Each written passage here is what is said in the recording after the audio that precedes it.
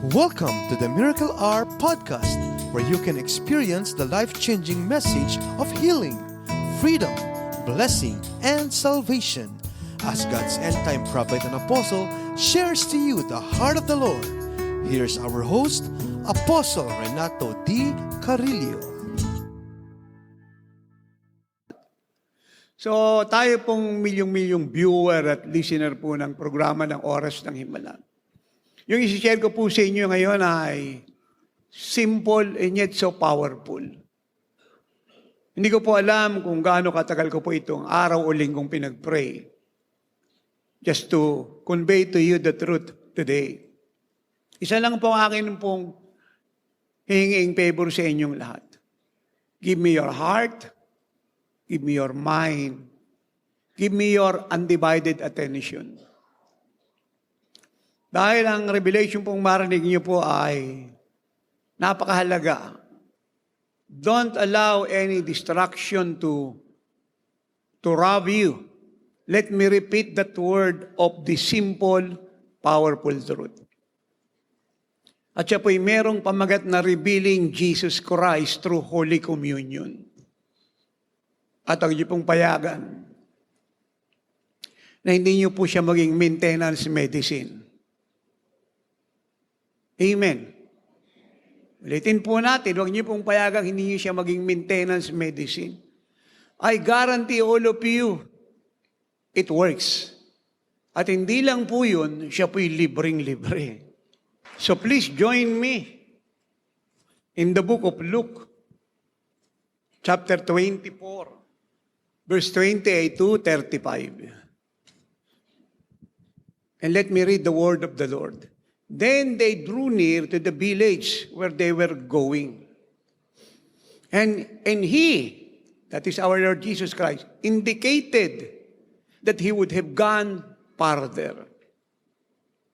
But they constrained him, saying, "Abide with us, for it is toward evening, and the day is far spent." And he went in to stay with them. Now it came to pass, as he sat at the table with them, that he took bread, blessed and broke it, and gave it to them, bread. Then their eyes were open. Then their eyes were open. Then their eyes were open. And they knew him.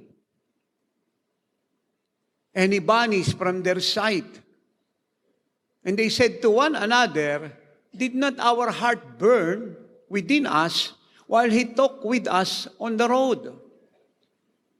And while he opened the scriptures to us?" So they rose up that very hour and returned to Jerusalem and found the 11 and those who were with them gathered together, saying, "The Lord is risen indeed and has appeared to Simon."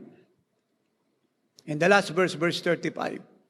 And they told about the things that had happened on the road and how he was known to them in the breaking of bread. And how he was known to them in the breaking of bread or Holy Communion. And how he was known to them in the breaking of bread. Alam niyo po, mga anak, mga minamahal, napakarami pong kaparaanan para ang Diyos po'y magpagaling. Napakarami po. Isa po rito ay spoken word. Ang ibig pong sabihin, siya po ay nagkukuman sa sino man na gustong gumaling na gawin ang isang bagay na dati hindi nila kayang gawin. Example, yung nasa Mark 2:1-12, hindi niya lang po pinatawad ang kasalanan ng paralytic, kundi ito po kanyang pinanggaling at sinabi niya, "Tumayo ka, bitbitin mo ang iyong higaan," at yun po yung kanyang ginawa. Yun din po ang sabi niya sa 38 years na pong lumpo sa pool of Bethesda in John 5:19. In verse 8 of chapter 5, Jesus said, "Rise, take up your bed and walk." At ang sabi ng verse 9, kinuha niya po yung kanyang higaan at siya po'y lumakad. Ikalawa pong kaparaanan na ginagamit ng Diyos para magpagaling ay nire-rebuke niya po ang sakit at karamdaman. Matthew 8:16, when evening had come, they brought to him many who were demon-possessed. And he cast out the spirits with the word. Do you hear that? And he cast out, meaning to say, he rebuked the spirits with the word and healed all who were sick.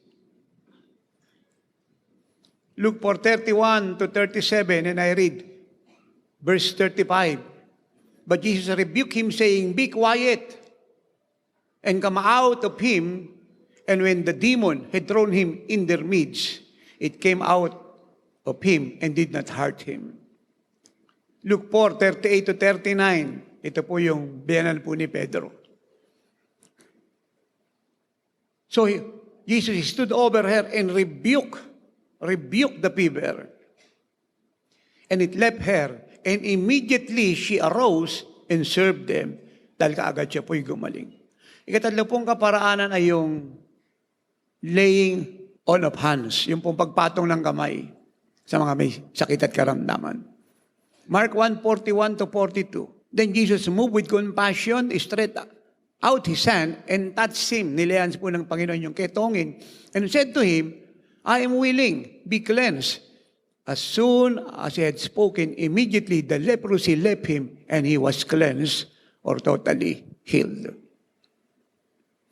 Ikaapat, nagbibigay po siya ng instruction.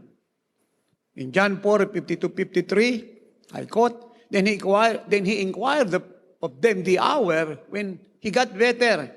And they said to him, "Yesterday at the 7th hour, the fever left him." So the father knew that it was at the same hour in which Jesus said to him, "Your son lives." And he himself believed, and his whole household. Ito po yung istorya po ng nobleman na meron po siyang anak na agaw buhay. At siya po'y lumapit sa Panginoon, humingi ng tulong para sa kanyang anak na nasa bingit ng kamatayan. At ang Lord po'y nagsalita at siya inutusan, "Umuwi ka na, magaling na ang iyong anak." Instruction. At siya po'y sumunod at alinsunod sa sinabi ng Panginoon, yung po ang nangyari sa kanyang anak. Luke 17:12-14, yung 10 lepers. Then as Jesus entered a certain village, there met him 10 men who were lepers, who stood afar off.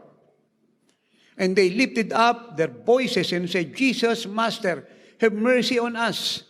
So when he saw them, he said to them, "Go, show yourselves to the priest." And so it was that as they went, they were cleansed. Grabe pong miracle to. 10 ketongin. Sabay-sabay pong gumaling. Inutusan niya pong pakita sa priest. And as they go, they were cleansed. Ikalima po, he command and speak with authority. Mark 1:27. Then they were all amazed, so that they questioned among themselves, saying, "What is this? What new doctrine is this? For with authority he commands even the unclean spirits, and they obey him." Ika-anim pong kaparaan ng true believing his word. Isaiah 53:4-5. He was wounded for our transgressions. He was bruised for our iniquities. The chastisement for our peace was laid upon him. He took it. And by his wounds, we are healed. The moment na pinaniwalaan mo yan at kinilay mo yan, it will work for you. So kagaya po ng isa pong istorya, meron pong isa pong youth, babae. Siya po'y na-diagnose po na may cancer. At yung cancer po sa kanyang buong katawan ay laganap na. Ang dami niya pong ininom na gamot, maintenance medicine, injection, chemo, at iba pa pong mga bagay na patungkol po sa medical field. Pero hindi po siya gumagaling at lalo po siyang lumalala. Then isang araw, meron pong nakapagbigay sa kanya ng isang munting libro. At sinasabi po sa introduction po sa libro, yung Isaiah 53:4 and 5. Binasa niya po yun. Pinaniwalaan niya po yun. At kaagad ang cancer niya ay gumaling.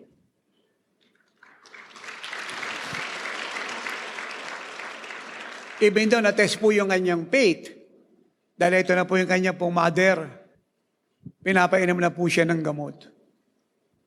Parang sabi niya, Mama, I will not take any medicine again. Then nagulat po yung mama niya, why? You need it. This is your maintenance. And she replied, I am healed. Sabi ng mama, ay paano ka na-healed? Eh, hindi ka pa na-diagnose ng mga doktor. Wala silang binigay na clean report that your cancer are dead and you are cancer-free. How come you are telling me you are healed? Sabi niya, I have read Isaiah 53:4 and 5 and I believe the word of God na sinasabi ron sa sugat ni Jesus, magaling na ako, I believe that I am healed. So, hindi naman po ganun kadali. Siyempre, magulang po ito. We cannot blame her. We understand her. Ininsist na naman po ng kanyang mother, no, my daughter, drink the medicine. She make her stand. At inulit niya po ang Isaiah 53:4-5. Please, Mama, God will never lie. Jesus died on the cross. He bore my sorrow and my shame. And He took away my cancer. By His wounds, I am healed. I am healed. So, nanaig po ang truth. Kinabukasan, dumating po yung mga doktor, chineka po siya, sila pong lahat ay amazed. Siya po ay totally cancer-free. Ika-anim pong kaparaanan through prayer cloth. Ito, prayer cloth natin. Ayan. Acts 19:11-12. Yung pong panyo na dala-dala po nila, tinampi po nila sa katawan po ng apostol. Dahil sila po ay naniniwala na ang tangible manifest presence ng Diyos ay nasa apostol. At ito po ay dinila po nila sa lahat na may karamdaman at ipinatong sa katawan ng bawat isa. At lahat po ng may sakit ay gumaling, pati demon po siya sa ilumaya. Prayer cloth.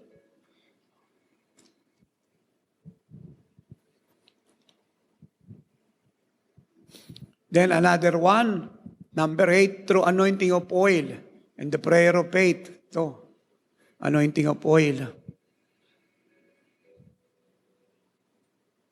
James 5:14-16, pinagpipray may sakit, ina-anoint po siya sa noo. Dahil ang oil po ay sumisimbolo sa God, the Holy Spirit. At pag siya po ay nagsisi ng kasalanan, pagkatapos siya pong mapahiran ng langis, according to the scriptures, you must believe that ano man ang sakit niya, siya po ay gagaling. Amen. And number 9, through the gifts of the Spirit. Meron pong siyam na gifts of the Spirit according to 1 Corinthians 12:7-11. At ang isa po sa siyam ay ang gifts of healings, plural. Kasi nga po, iba't ibang sakit at karamdaman. Pag nag-manifest na po ang presence ng Holy Spirit at nag-pray na po ang tatay, yung spiritual gifts po ay nag-ooperate, isa puro na gifts of healings and working of miracles. Kaya kahit marami po ang may sakit, sabay-sabay. So naalala ko nga po yung sa San Pablo, no? At kung bakit hindi po siya ganun kadaling makalimutan, kasi tremendous po yung miracle doon eh. Talagang grabe po yung iyak nating lahat sa nakikita natin. One of its kind. Eh, tanya naman, ang dami pong tao ron sa Santa Rosa, sa auditorium. Ang dami po may sakit. Sabay-sabay sila po'y gumaling. Yun po ay sa pamamagitan ng gifts of the Spirit, kasama ng kanilang pananampalataya sa Diyos at pagsisisi ng kasalanan. So lahat po ng ito ay nangyari at nagaganap alinsunod sa kaparaan ng gustong gawin po ng Diyos para i-minister sa atin ang complete finished work ni Jesus sa cross, kasama po ng repentance. At kung ikaw naman malaya na sa mga kasalanan ng iyong ginawa, hiningi mo na ng tawad, then, ikasampu po ay ang Holy Communion. Ano po yung so interesting sa binasa natin?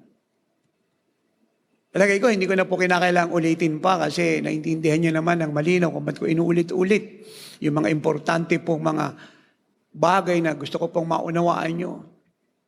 At isa po rito yung verse 30 ng Luke 24. Now it came to pass as Jesus sat at the table with them that he took bread, broke it, and gave it to them. Then their eyes were open, and they knew him, and he vanished from their sight. Then verse 35, and they told about the things that had happened on the road, and how Jesus was known to them in the breaking of bread, or Holy Communion. It's very powerful. Amen. Ano po yung so amazing truth po rito? Saka lang po bumukas ang mata nila yung in-initiate ng Lord. Ang Holy Communion. Magsimula po siya mag-break ng bread. Bumukas yung mata nila. At hindi lang po yun. Nung nag-partake na po sila ng bread, na-reveal si Jesus sa kanila. Do you get that? Kaya, isa po sa neglected, holy, divine ordinance ng Diyos sa church, ang Holy Communion, na hindi po naintindihan ng marami. Lalo-lalo na po nang matapos ang ministry ng mga apostle. Even though kiniklaim po ng marami na ito po yung may dalang message, pero yung message po, ano lang, through reading of scriptures, wala pong understanding sa revelation doon sa loob ng message. Pero rito malinaw po, nahayag si Jesus sa kanila through Holy Communion. So pag tayo po ay palagi nag-Holy Communion, expect na marireveal sa atin ng Lord. At ito po ang isang napakagandang maintenance, proven, tested, if you would the term, therapy, medicine, na walang bayad. Hindi ka naaalis ng bahay mo. Wala kang mararamdamang sakit kahit konti. At mararanasan mo pa ang healer mo.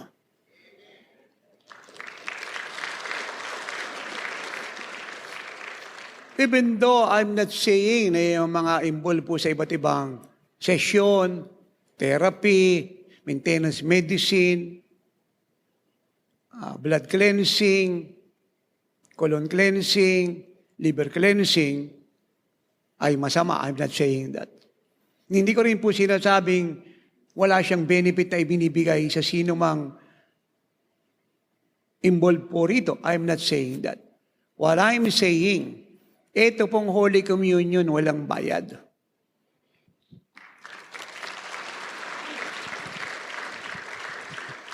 Hindi ka aalis ng bahay.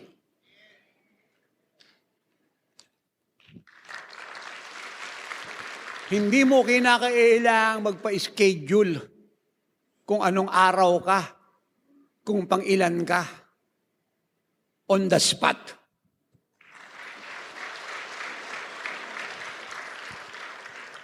Available siya sa iyo. At ang Diyos na may gawa ng langit at lupa, ang pinakadakila mong manggagamot, mararanasan mo, Diyos mismo. Amen.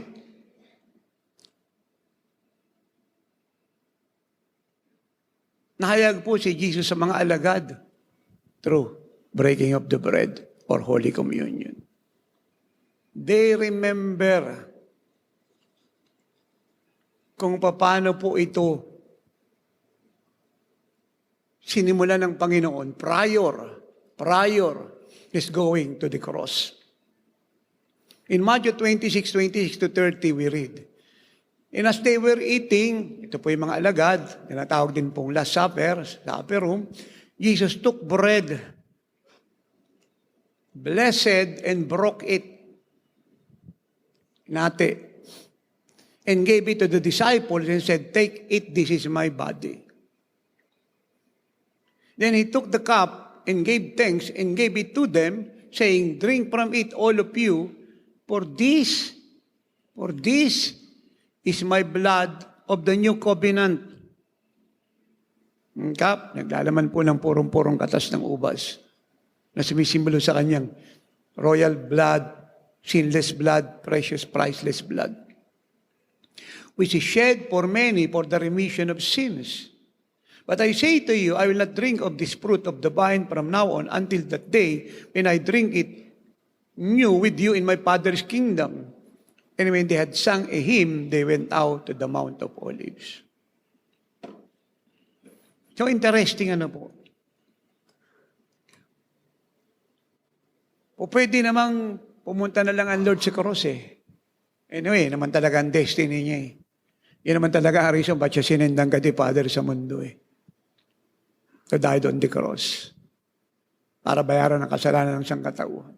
Ilibing, pagkalipat sa 3 araw, muling mabuhay sa mga patay. Pero ang ginawa niya po, nag-Holy Communion. Bago po yung arrest niya, nag-Holy Communion. So, ang ibig sabihin, ganun po siya ka-importante. Amen. Meron po siyang message na iniwan po sa mga disciple bago po siya arrestuhin. Tuloy-tuloy na po yung sa crucifixion si Cross. Na meron po siyang mahalagang bagay na pinapaabot.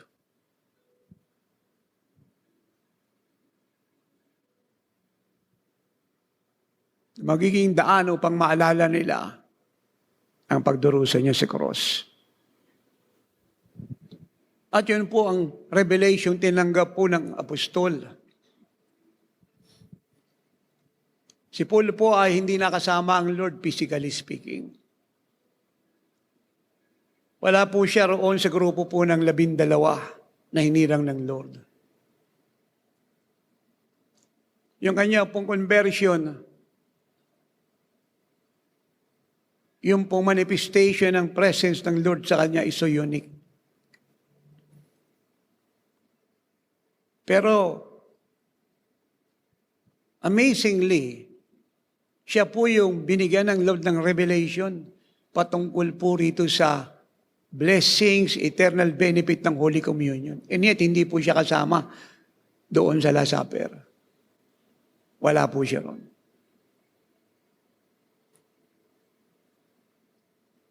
At yung pong sinasabi ng Lord na binasa ko sa inyo sa Matthew 26-30, ay ineko ni Paul. And I want you to listen carefully and receive the truth by faith.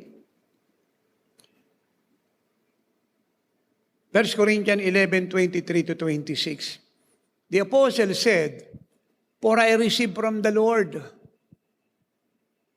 that which I also delivered to you, that the Lord Jesus on the same night in which he was betrayed took bread." Yan. Took bread.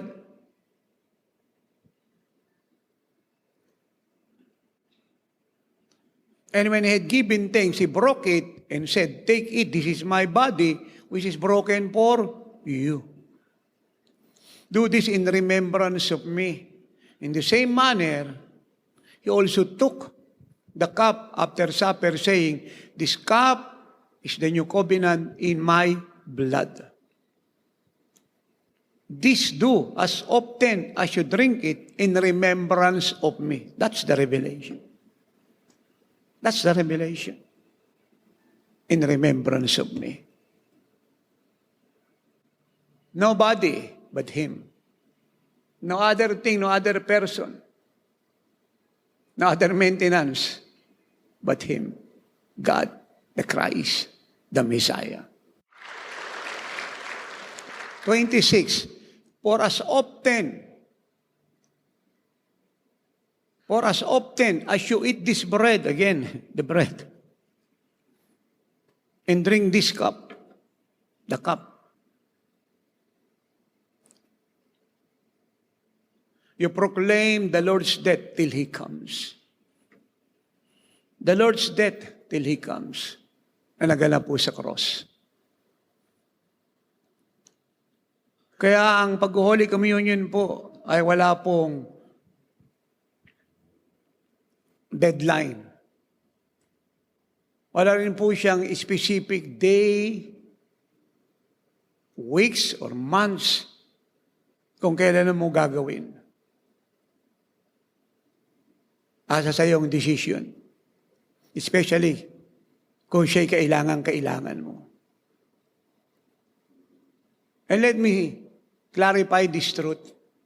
Pag sinabi ko pong kailangan po ninyo, natin lahat, hindi ko po sinasabi na kasi lagi tayong may sakit. Hindi ko po sinasabi yun. Kahit ala kang sakit, talong kailangan mo siya para hindi ka magkasakit. Palagay ko, meron pa kayo idadagdag ko.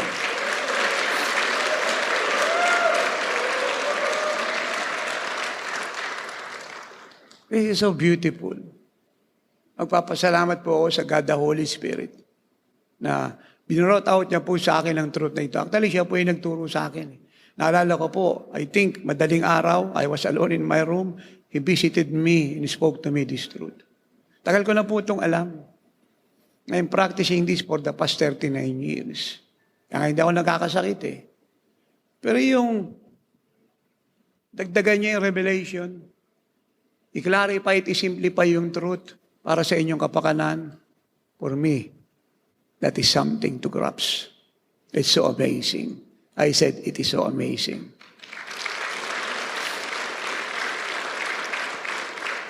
You proclaim the Lord's death till He comes. Ano po yung pinoproclaim natin concerning the Lord's death? Ay, yung suffering niya sa cross. Isaiah 53:4 and 5, He was wounded for your transgressions, for my transgression. He was bruised for our iniquities. The chastisement, scourging, beating, torment, so we can have peace, was laid upon Him. And by His wounds, sugat, stripes, sugat, lahat ng sakit natin, lahat ay gumaling na. Hindi po papagalingin pa lang. Amen. Meron pong isa pong napakagandang truth. Meron pong isang Christian leader. Nagka-problema po siya sa kanyang kidneys. Nasira po yung dalawa po niya mga bato. Hindi na po kaya ng dialysis. It must be kidney transplant. Pero alam niyo po kasi pagka ikaw ay lingkod ng Diyos, kahit gaano po kaganda ang offer, ay mahirap po kasing alisin sa aming buhay ang katotohanang walang kapalit ang naganap sa cross. Dalawa lang po ang po pwedeng gawin ng lahat eh. Mabuhay sa unbelief at mag-suffer ng masalalang consequences because of doubt. O ano man ang sitwasyon niya, ikabuhay ang katotohanan sa sugat ni Kristo, siya'y magaling na. So, walang in-between dito eh. Ando doon yung battle ng faith. And believe me, hindi siya ganun kadali. Siyempre, may mga mahal tayo sa buhay. Ando doon po yung care nila, ando doon po yung concern. Lahat, ipipilit nila. Kahit sila ang gumastos. Kaya doon po tayo nagkakaroon ng warfare. Kaya kailangan talagang personally maninindigan ka. Kasi wala naman ako alam na ninindigan sa Word of God ang nabigot na pahiya. Ang alam ko lahat nanalo at nagtagumpay sa buhay. So, ito po ang sabi ng kanyang mga pamilya. So, hanap tayo ng paraan. Magpipray tayo na merong mag-volunteer na pabayaran yung kidney niya o i-donate para mapalitan yung mga kidneys mo. At meron ka bang gustong sabihin? Kasi siya po man of God, siya po preacher. Ito po sabi niya, sa loob na po ng hospital, dala niyo ako ng bread. At saka ng wine, yung po yung fruit juice, purong-purong grapes. Anong gagawin mo? Magko-communion araw-araw. Alang papalakpak ha, pagkatapos ko magsalita, saka ko pumalakpak. Ay kung gusto niyo pong tumalon, okay lang din. Gusto niyo sumigaw, okay lang din. Pero pagkatapos ko pong magsalita. Monday, communion po siya. Lord, salamat po, kinuha mo na yung problema sa mga bato ko, sa mga sugat mo, ako'y magaling na, Holy Communion. Amen? Siyempre, araw-araw, chine-check po ng doktor yan. Ito na naman mga doktor. Kailangan makakuha talaga tayo ng donor ng bato para mapalitan to. So, ayun po yun Sa ayaw natin at sa gusto dumadating po yan. Satan will never give up the fight easily. Kasi ayaw ng diablong gumaling kayo At gusto niya po kung kayo po'y gagaling, maraming proseso ang dadaanan nyo. At risky yung dadaanan nyo. Gusto ng diablong inalipay yung naganap sa cross, pawalang bisa ang suffering ni Jesus at paniwalain tayo na meron pang ibang magandang solusyon maliban sa ginawa niya. Pero ang sabi ni Jesus, it is finished. So, ano pong ginawa niya? Ignore po yung statement ng mga doktor, Holy Communion na naman. Salo po siya ng hospital. Ikatatlong araw, the same sin, yun na naman, Holy Communion na naman po siya.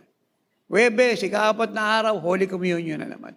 Yun lang po, confession, Lord, salamat po bago na mga bato ko, lahat ng problema sa mga bato ko, kinuha mo na. Thank you sa mga sugat mo, ako'y magaling na at perfecto kong malusog. Yung mga bato ko, brand new lahat. Amen. Naman, check na naman mga doktor. The same na naman. Ika-5 araw, Friday. Amen. Tuloy ang Holy Communion. Ika-6 na araw, tuloy Holy Communion. Chinek na naman siya ng doktor. Ika-7 araw, Sunday. Sabi ng mga doktor, paano nagkagano ng gaganda ng mga bato mo, buo lahat, perfect. Nakasan nyo yung palakpak nyo. Kung gusto nyo tumalon, wala namang bayad yan. Yan po ang pinakamagandang maintenance medicine. Your faith in Christ finished works on the cross. Inuulit ko po, I'm not against kung anong klaseng therapy po yung ginagawa ng marami. Wala po akong against. Hindi rin po ako critical o judgmental. Kasi siya naman po yung may katawan Siya naman nakakalam, talagang kailangan niya yan Pero ito po ang akin pong sinasabi. Kung naniniwala ka sa sinasabi ng human doctor, why don't you believe the greatest doctor? Kung naniniwala ka sa sinasabi nilang maraming session, bakit hindi mo paniwalaan yung finish session? Pwede kayong tumalon, pwede kayong pumalakpak, pwede kayong sumigaw. Kung hindi po tayo nagsasawang bumalik-balik sa kanilang klinik, bayad ng bayad. At dahil matagal na po tayong suki, meron tayong discount. And that is too good for everybody. May discount. Kasi sabi ng mga doktor, suki na kita Oh, Diyos ko, suki. Amen? May discount ka. Kung tayo po'y pabalik-balik doon, ba't di mo balik-balikan yung salita ng Diyos araw at gabi sa bahay na sa sugat niya magaling ka na? Amen. Amen. At ingatan mo na yung katawan mo. Kainin mo lahat ang dapat kainin, wag lang yung bawal. Kaya pag nag-Holy Communion ka, may shield ka. Yung faith mo, buo. At di ka magsasabing, ako, sobrang lamig, baka magkasakit ako, mahina yung pulmon ko. Sobrang init. Hindi mo sasabihin yun. Ang sasabihin mo, dahil naalala mong sa sugat ng Lord, magaling ka na, at perfect ang nakatira sa iyo, walang tatalam sa iyo. Amen. Alam nyo, I don't know when this will happen. Hindi pa ako nagpipray earnestly, but I have the heart. If God open doors sa mga hospital, lahat po na may sakit, dadaling ko sa Holy Communion. Pagka hindi nawala ng po ng pasyente po yung higaan.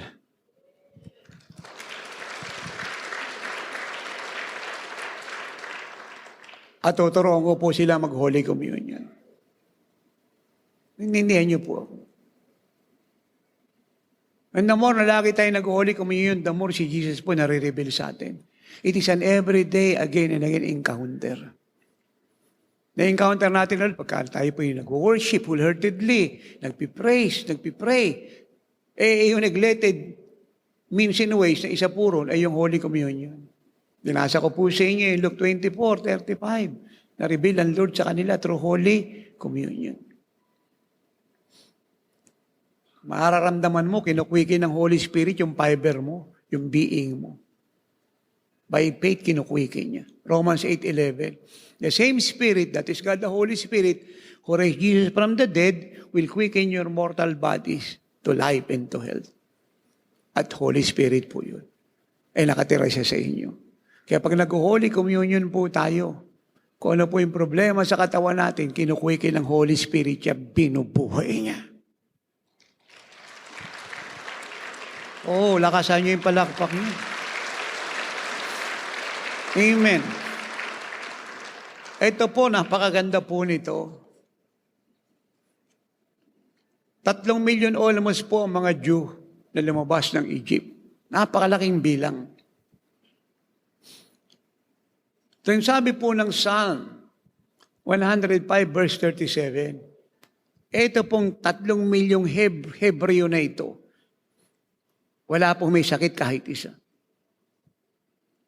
Pati po yung sandalyas nila, hindi po nasira. Yung kasuotan nila, hindi po ito nasira. In fact, pati nga po yung mga hayop nila, wala nagkasakit. Naapektuhan po ng faith nila. Alam niyo po kung bakit? 3 milyon nag-wander sa wilderness for 40 years. 40 years. Yung init po ron, yung sunstorm. Alam ng lahat na nagpunta sa Safari Desert ang sinasabi ko. Kasi sunstorm yan, pag humangin, nakita niyo naman yung mga buhangin dyan. They were there for 40 years, wandering. Wala nagkasakit kahit isa. Exodus 12:1-12. Now the Lord spoke to Moses and Aaron in the land of Egypt, saying, "This month shall be your beginning of months. It shall be the first month of the year to you.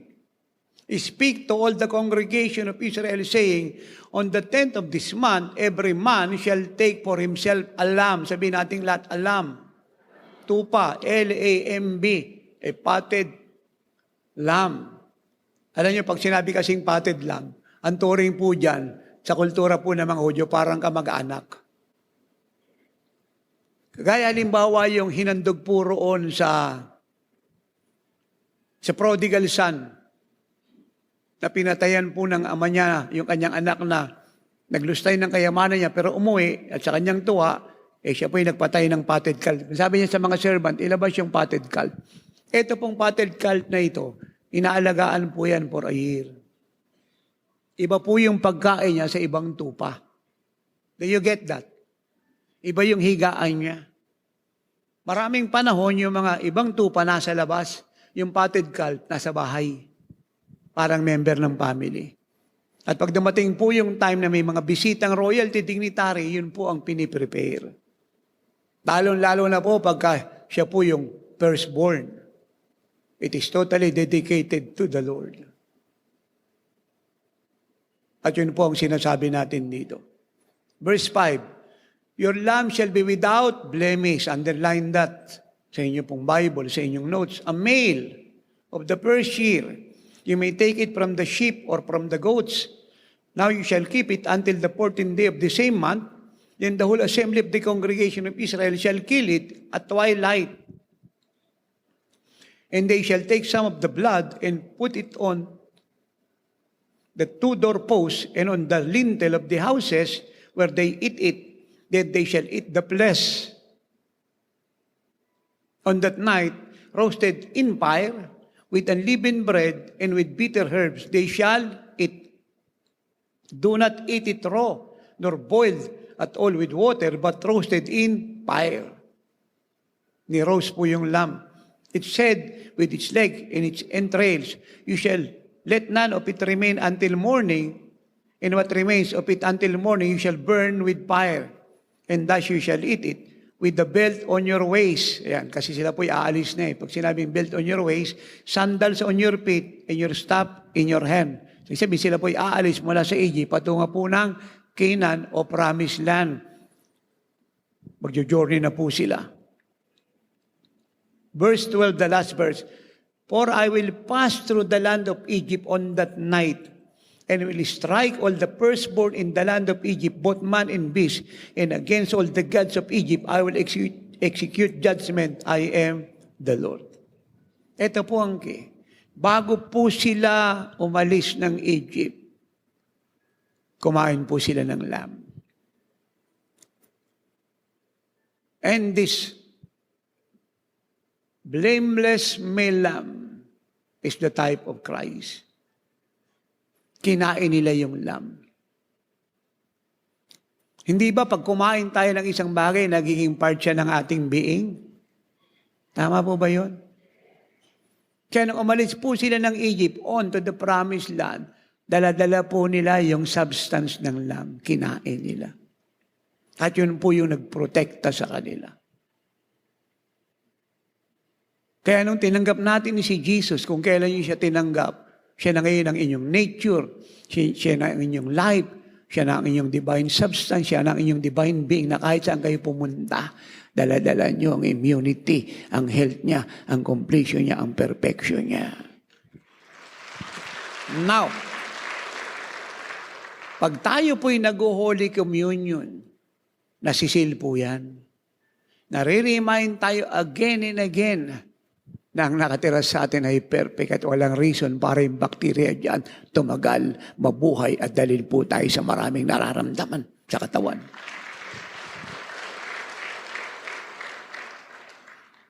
Pag tayo po ay napupunan ng glory, the more we are filled with His glory, the more His health in us is evident.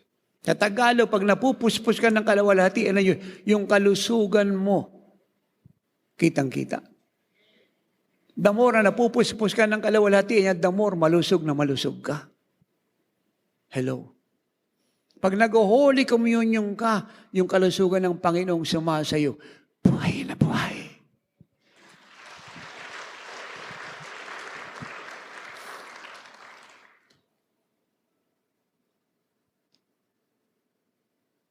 Amen.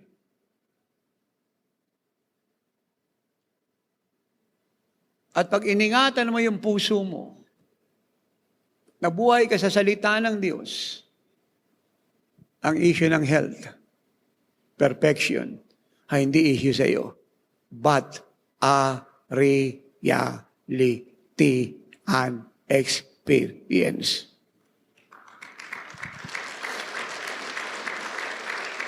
At doon po sa may problema, na ang laging pinakikiramdaman na yung feeling niya, let me help you. With all the love of God in my heart for you, with much prayer, that you will understand the simple truth. Meron po dalawang klase ng healing. Yung isa, instant. Ikalawa, progressive. At dito po tayo nagkakaproblema sa progressive. Hindi tayo naniniwalang magaling tayo kasi hindi natin nakita kaagad yung manifestation. At meron ka pang nararamdaman. Doon tayo nagkakaproblema. Hindi tayo naniniwalang heal tayo. Ang kinabuhay natin yung senses natin at ang ating pinakiramdaman yung feeling natin at yung sabi ng mga doktor. Now, wala pong problema ang mga doktor. Sabihin natin nagsabi sila ng totoo. Yun ang nakita sa x-ray, yun ang nakita sa dugo mo, yun ang nakita sa baga mo. So, nagsabi silang totoo. Pero wala rin pong problema kay totoo yun. Kasi, ang salita ng Diyos, mas totoo.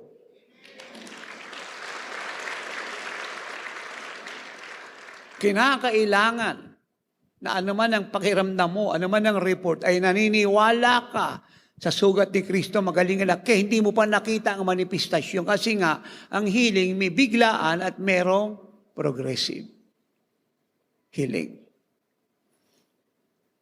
At para hindi ka mag-doubt at manatiling solid yung iyong pananampalataya, mag-Holy Communion ka araw-araw.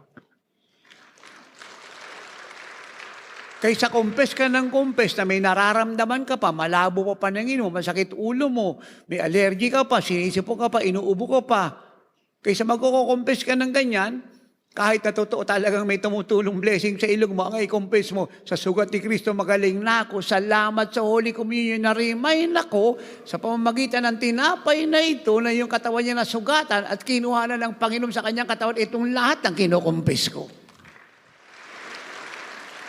At sa ayaw at sa gusto ng nararamdaman nyo at ng dyablo, yung kagalingan mo magmamanifest. Woo! Pagkatapos, nagsisi ka pa ng buong puso, praise God, hallelujah, it's time to dance like David danced. Amen. Do you get that? Kaya pag tayo po'y nagpartake ng Holy Communion, pagkatapos mo magsisi ng kasalanan ng buong puso, believe na anuman ang sakit mo, ay magaling ka na. At kung wala kang sakit, claim na ikaw ay perfectly healthy. At yung perfect health na yun, sinelyohan na ng Panginoon sa pamagitan ng understanding mo sa Holy Communion. Amen. Tayo pong lahat ay tumayo. Do you get the revelation? Simpleng-simple, and yet so powerful. No one moving, please. All eyes closed, or head bow. At maya-maya tayo po yung mag-Holy Communion.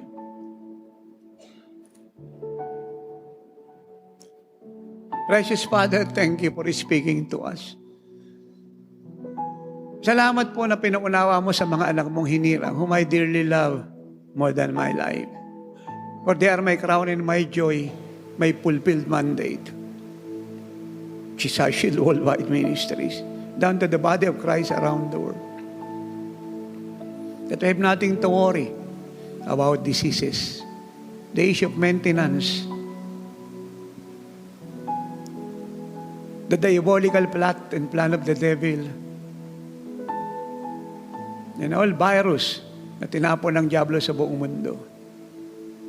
Because in you, our Lord Jesus Christ, we are complete. Nothing missing, nothing lacking. Perfectly healthy. Ikaw ang aming perfect life, perfect peace, perfect joy, perfect glory, power, victory, honor, might, strength, at perfect health. At sa pamamagitan ng Holy Communion, kami po'y nare-remind na tapos na po ang isya ng karamdaman. Mabubuhay po kaming masaya at mapayapa. Kagaya ng sabi mo, we will proclaim your death till you comes. Na wala nang pwedeng magbawat, magdagdag ng ginawa mo sa cross. You have said it clearly, well, loud and clear. It is finished. Ang issue ng sinang karamdaman at gawa ng diablo is totally finished. Ang issue na aming kalusugan, kasagalang kaligtasan, pagiging masagana at pagmamayari ng lahat ng iyo ay finished na. At patotohanan mo ngayong gabi, Ama, ang katotohanan ng pinaabot ng iyong lingkod sa iyong mga hinirang. At siya'y magpatuloy sa kanilang tahanan, sa kanilang mga kumpanya, sa kanilang mga negosyo, saan man sila naroroon. At mahayag ka sa kanila sa pamamagitan ng breaking of bread, sa pamamagitan ng Holy Communion. At ang lahat ng karangalan ay ibibigay ko po sa iyo. Dahil ikaw lang naman po ang karapat-dapat.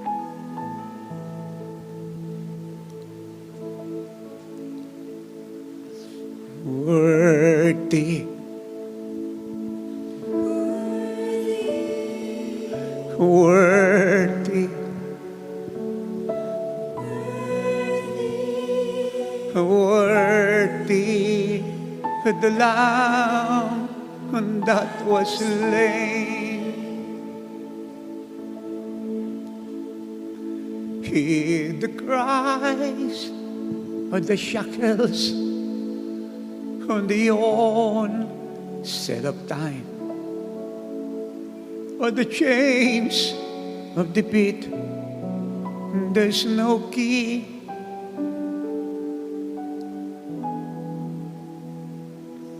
Hear the tears of the broken. Hear the cries of the slaves. Is there no one worthy to set us free? And the crying is still as the chorus rings out. The shackles were released from their chains. Thousands of voices are singing the song. Worthy, worthy the Lamb. Then all the archangels, the saints of all time, holding their crowns in their hand, bow down before Him, joining the song. Worthy, worthy the Lamb. Worthy.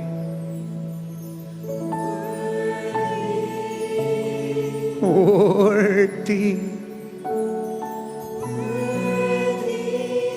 Worthy the Lamb that was slain. Worthy. Worthy. Worthy the Lamb that was slain. Now, ang minamahal mga iniibig, siya sa atin niyo po mga puso niyo.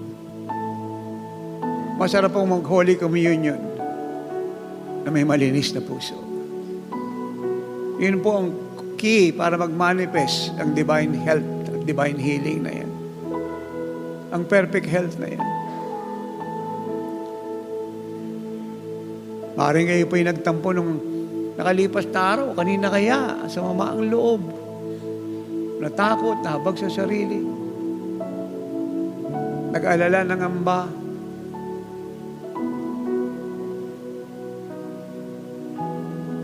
O ano po ba ang kasalanan ng ginawa niyo? Napabayaan niyo po ang inyong prayer life.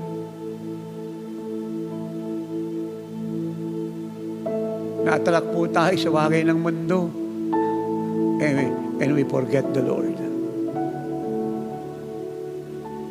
Hindi po siya ang ating naging priority.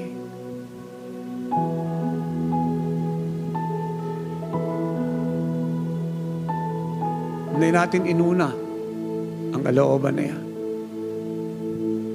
Ang kaharian niya, ang kanyang righteousness, upang lahat ng bagay kahit di natin hinihingi at meron na tayo, ay dagdag niya sa atin. Kaya mga minamahal, mapapalad ang may malilinis na puso, makikita nila ang Diyos. Mapapalad ang nag-iingat ng puso na pinapapasok ang salita ng Diyos sa puso niyo. Iniingatan, binubulay-bulay ang salita ng Diyos araw at gabi dahil ito'y buhay niya at kalusugan ng lahat ng bahagi ng katawan niya. 120 years old si Moses, malinaw ang mata. Walang sakit. 106 years old si Hannah, napakalusog nabuhay sa prayer and fasting. Imposible magkasakit ang taong malinis ang puso, puno ng glory, sumusunod sa Diyos. Imposible. At imposible hindi magkasakit ang nasa sanlibutan na nabubuhay sa pagsuway at ang puso'y puno ng kasalanan. See the contrast and make a choice.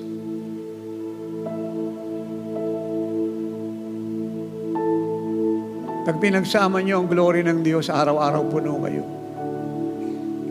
Nabuhay kayo may malinis na puso at nabubuhay kayo sa pagsunod. Kayo pong pinakamalusog, pinakamasagana, pinakamayaman, pinakamakapangyarihang taong nabubuhay sa ibabaw ng lupa. At salamat sa Holy Communion ang inyong maintenance medicine, ang inyong maintenance health.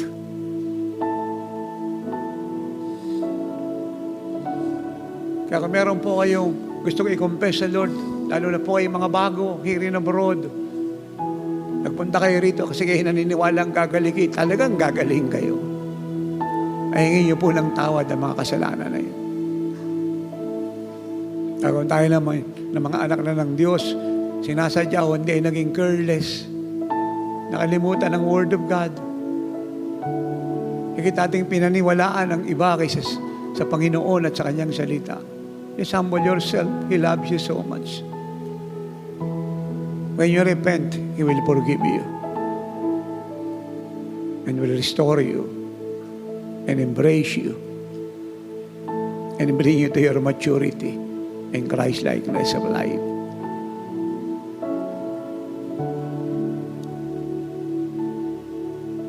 Thank you, Jesus. Lahat po nang wala pa sa Panginoong Jesucristo, na ngayon lang po nagpunta, nandito ngayon o nasa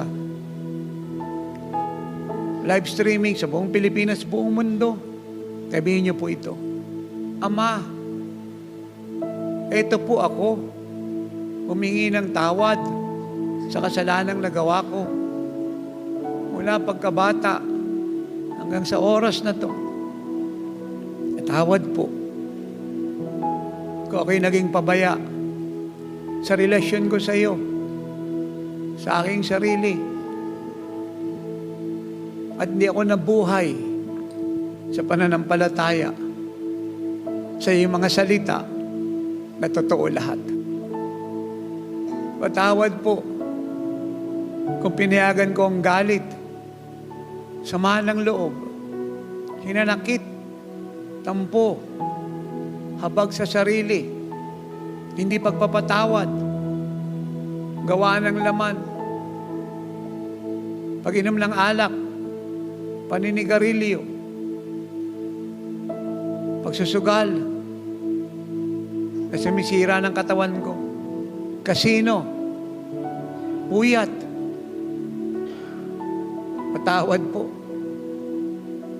Natawad po kung higit ko pang pinaniwalaan ang mga albularyo, fake healer, tarot reader, espiritista, kaysa sa iyo, Panginoong Hesus. Lord, I cannot live without you. Every day I need you. Pumasok ka po sa puso ko ngayon. Tinatanggap po kita bilang personal kong Diyos, manggagamot, tagapagligtas ng aking buhay. Hugasan mo ako ng iyong banal na dugo. Pamahalaan mo ang buhay ko. Dalhin mo ako sa maturidad. Bigyan mo ako ng uhat gutom at pananabik sa iyong presensya at sa iyong mga salita. Araw-araw, katagpuin mo ako. Dahil ikaw lang ang solusyon sa pangangailangan ko. Spiritually, physically, mentally, financially, emotionally, at ang iyong mga salita. Gusto ko pong mabuhay na malaya, malusog masigla, walang pinapangamba sa dami ng tinapon ng diablong karamdaman sa mundong to. I want to be exempted. Pero magiging vessel para ipag-pray ang mga may karamdaman at sila'y magsigaling. Dahil gusto kong mabuhay na malaya, pinatatawad ko na ang sinamang tao na ako'y naghinanakit, nagtampo, sumama ang loob. Pinatatawad ko sila ngayon ng buong puso. At pagkatapos ko silang patawarin, ay kinakalimutan ko na ang mga kasalanan ginawa nila. Mananatili ako sa iyo, Panginoong Hesus, habang panahon. Dahil ikaw ang buhay ko, kinabubuhay, at buhay na walang hanggan.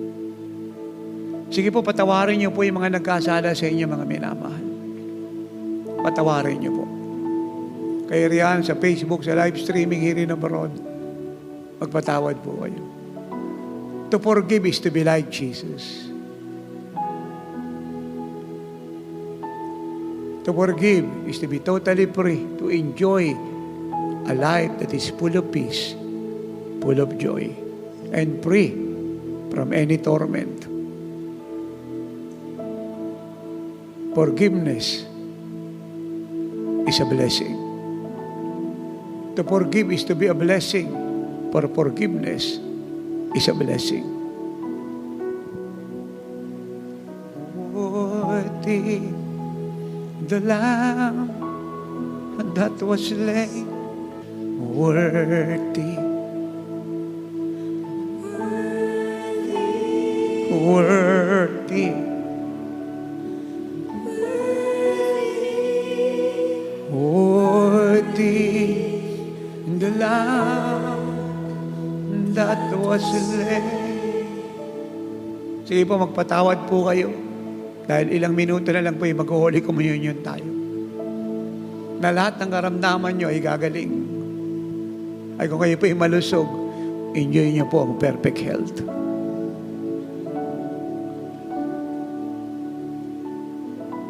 At ikilayin po ninyo na kung kayo po ay may sakit, pagkatapos nyo po mag-Holy Communion, ano man ang karamdaman nyo ay magaling na at tayo po ay magpasalamat sa Diyos.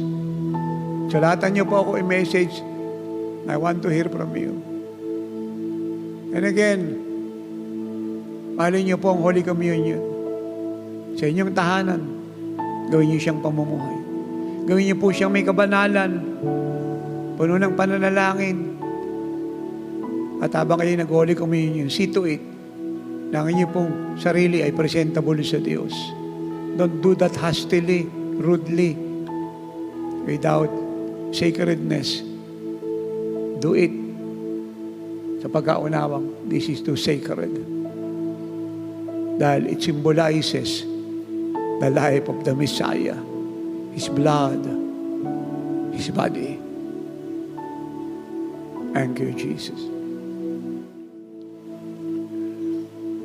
Worthy,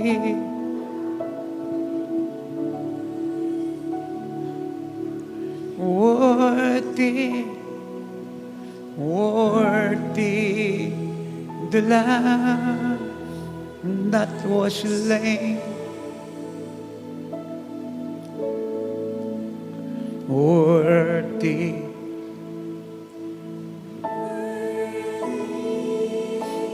worthy,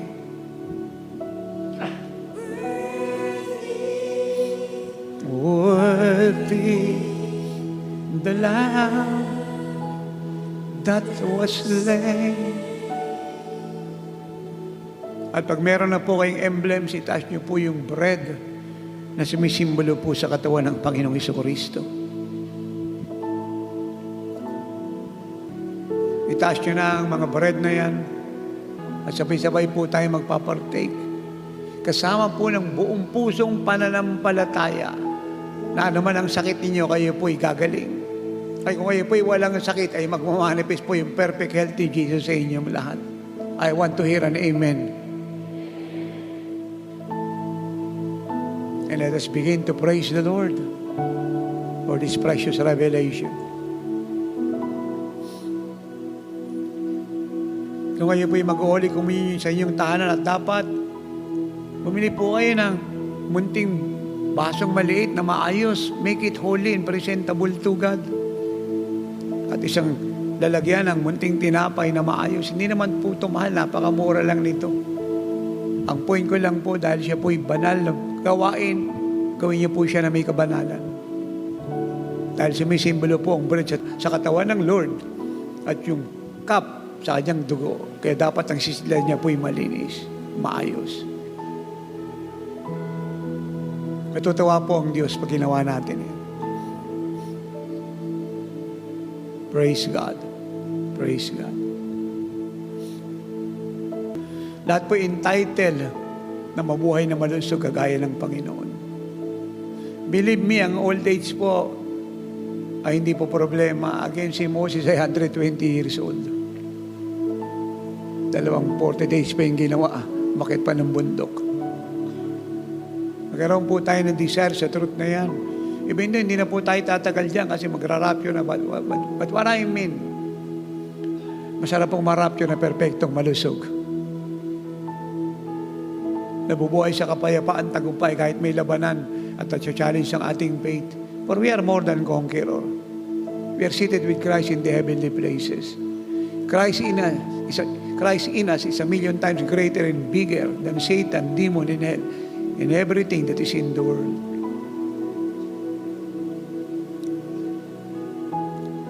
Masarap pong mabuhay.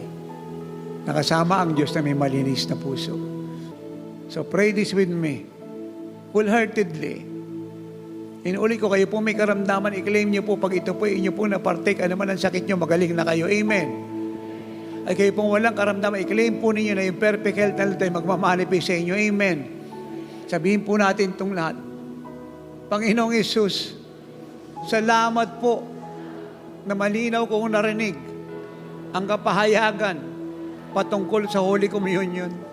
Pinaniniwalaan ko po ang sagradong bagay na ito.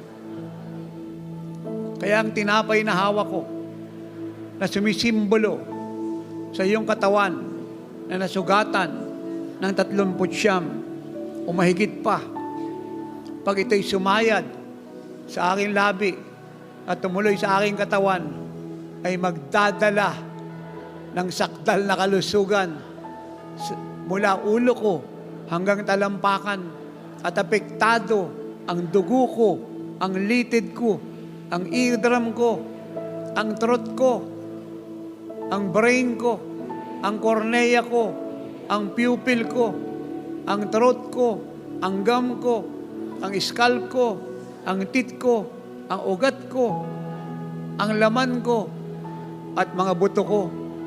Ito'y magdudulot ng kalusugan sa aking atay, mga bato, at lapay sa aking buong katauhan.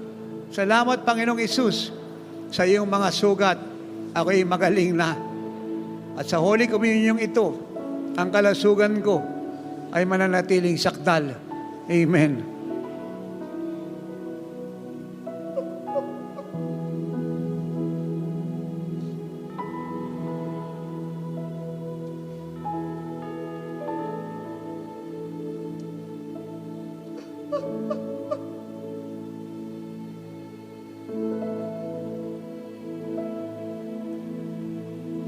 My God, the Holy Spirit is ministering to us the finished works of Christ on the cross. Ramabashaka.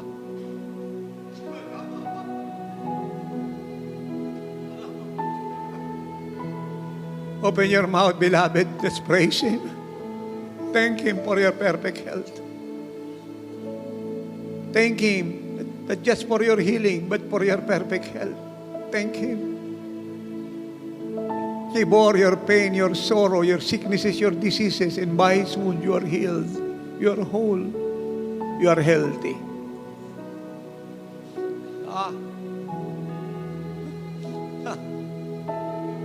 Praise God. Itaas po natin ang cup na sumisimbolo sa kanyang banal na dugo na may lamang juice. Sabihin po natin talang malakas, I acknowledge, Lord Jesus Christ, my perfect health, my healer, my maintenance medicine, na ang iyong banal na dugo ay nabuhos sa krus ng Kalbaryo. Hindi lang para hugasan ang mga kasalanan ko, sirain ang kapangyarihan nito, kundi para alisin ng lubos at ganap ang alaala ng kasalanan ko. At ito'y baon sa limot at gawin akong malaya, na pawalang sala, na banal, na linis, naging matuwid. At hindi lang po yan, salamat po saan man ako pumunta, 24/7, your blood and your presence that covers me is my divine protection 24/7 against all the works of the enemy. Amen.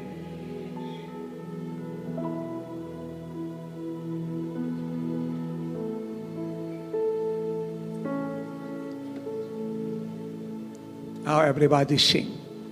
Worthy. Let me hear you. Worthy.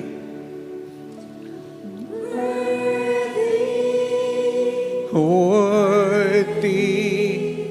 The Lamb that was slain.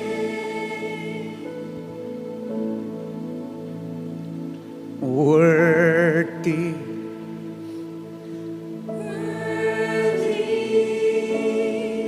Worthy.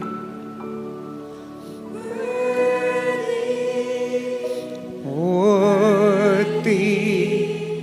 The Lamb that was slain. Thanks for listening to Miracle Hour Podcast. If you are blessed with our program and want to know more about the Lord, like us on our Facebook page at www.facebook.com/JIOSWM and subscribe to Jesus is Our Shield Worldwide Ministries YouTube channel. Our time is running out.